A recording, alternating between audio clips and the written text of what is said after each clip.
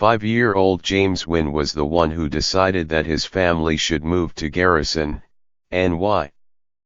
After 7 years in the 2-bedroom duplex they owned in Bay Ridge, Brooklyn, James's parents, Julia and Paul Wynne, were ready to live in a house. "We wanted our own home with lots of space, in a small community, with great schools for our growing family," Ms. Wynne, 40, said. Ms. Wynne is a stay-at-home mother. Mr. Wynne works for Boehringer Ingelheim, a pharmaceutical company in Ridgefield, Conn.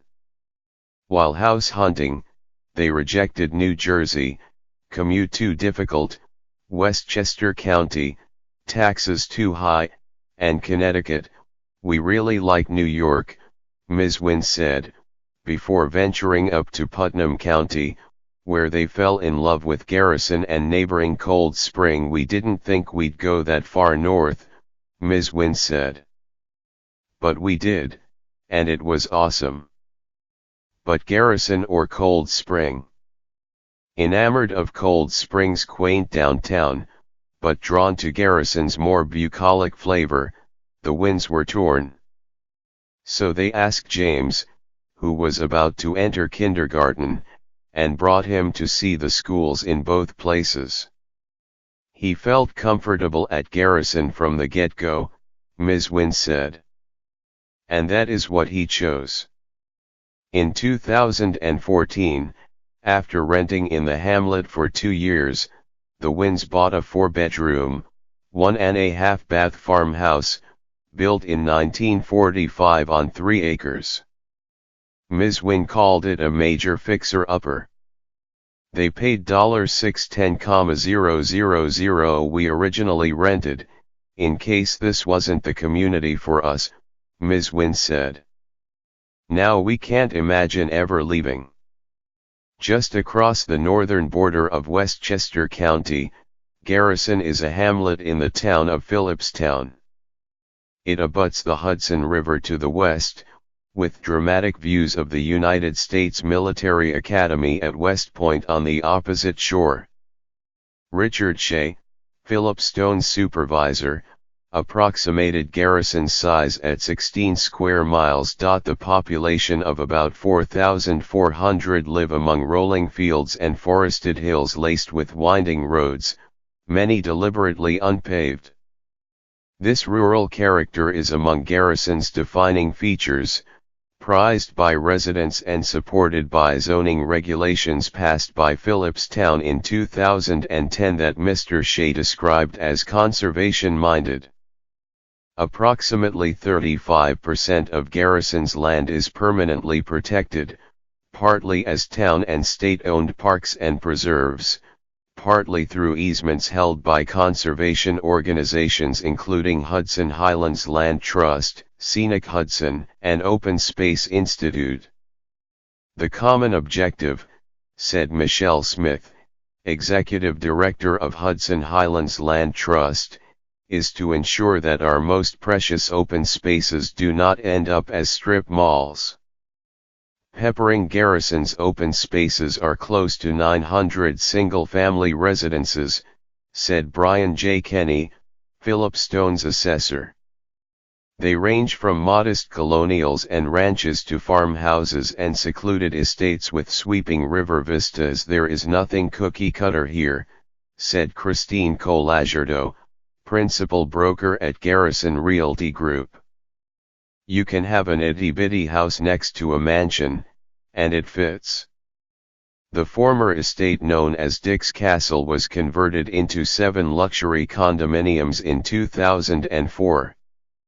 Garrison has no other condominium, cooperative or rental complexes. Melissa Carlton, an associate broker with Houlihan Lawrence, estimated 20% of Garrison's properties are purchased as second homes, with many of those owners eventually becoming full-time residents. "The market here is steady because it's a sought-after area and not many homes come on at any given time," Ms. Colagerdo said. "Homes listed between $400,000 and $700,000 are the most competitive," Ms. Carlton said, adding that in that price range inventory is at an all-time low.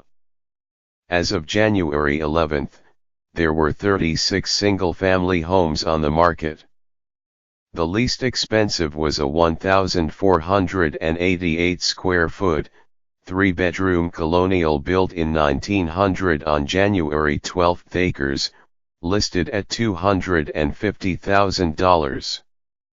The most expensive, listed at $4.95 million, was a 3,382 square foot, 3-bedroom house built in 2007 on 2.38 acres. Data from the Hudson Gateway Multiple Listing Service indicated that the median sales price for a single-family home in the 12-month period ending on January 11 was $382,500, up from $379,000 during the previous 12 months. Predominantly residential, with no downtown, Garrison is filled with cultural and recreational opportunities, not to mention history. The tiny riverfront hub, called Garrison's Landing, was once a loading dock for 18th-century farmers. In 1968, it provided the backdrop for scenes from the film Hello, Dolly. Today, it is home to the train station, the Garrison Arts Center and the Phillipstown Depot Theater. A new restaurant in the Old Ginnans pub is set to open this spring. Farther north, Boscobel House and Gardens has tours of this neoclassical home. In summertime, the Hudson Valley Shakespeare Festival is held there against panoramic views. South of Garrison, design aficionados can explore Manitoga/the Russell Wright Design Center, the 20th-century industrial designer's modernist home and studio. Garrison is crisscrossed by miles of hiking trails, including a stretch of the Appalachian Trail. It has a small ice skating rink maintained by the Phillipstown Recreation Department and 2 golf courses. Residents seeking one-of-a-kind shops and restaurants can drive 10 minutes to Main Street in Cold Spring, Oregon, 20 minutes to Peekskill or Beacon. Big box options abound in Fishkill, also 20 minutes away. Another 20-minute drive leads to the Victor Constant ski area in West Point, a favorite wintertime destination. How many communities can boast that after school, their kids can head out and ski for a couple of hours, Ms. Wynn said, and then come home and do homework? Most of Garrison is served by the Garrison Union Free School District, which consists of the Garrison School, a single schoolhouse for kindergarten through 8th grade. The campus includes a 181-acre forest used as an outdoor classroom. High schoolers have a choice.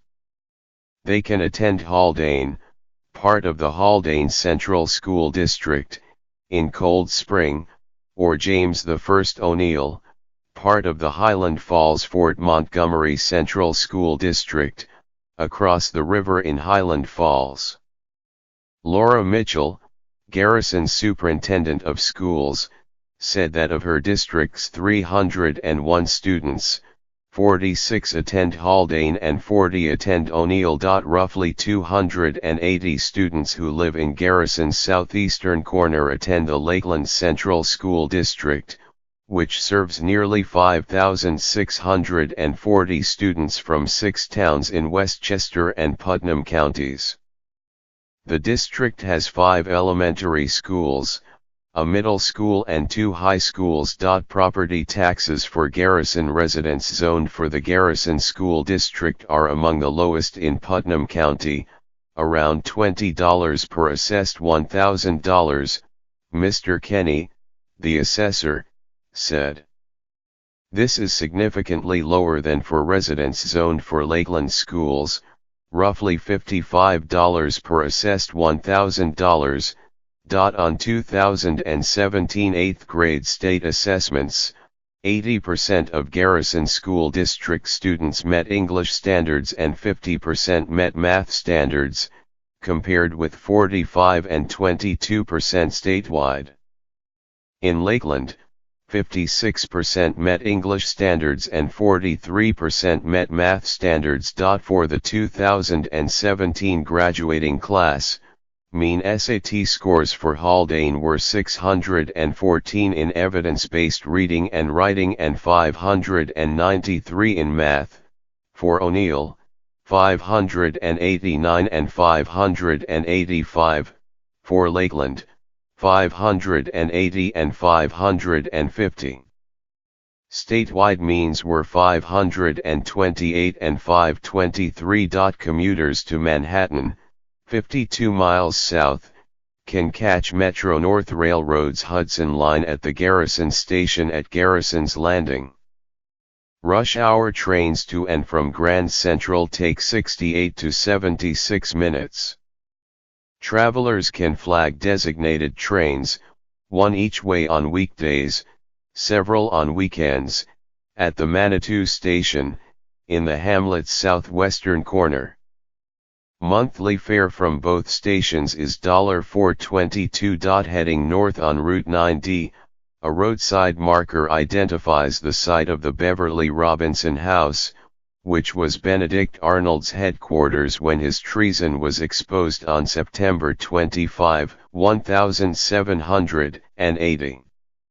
That morning, shortly before he was to meet with General George Washington, he received word that his British contact, the intelligence officer John Andre, had been captured with documents incriminating Arnold.